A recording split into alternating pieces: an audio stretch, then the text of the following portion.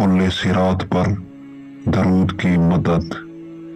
ایک دن جب رسول خدا صلی اللہ علیہ وآلہ وسلم حجرے سے نکل رہے تھے تو فرمایا، گزشتہ رات میں نے اپنی امت کے ایک آدمی کو دیکھا جو کہ پل صراط عبور کرنا چاہتا تھا لیکن کانپ جاتا تھا اور آگے نہیں بڑھ سکتا تھا۔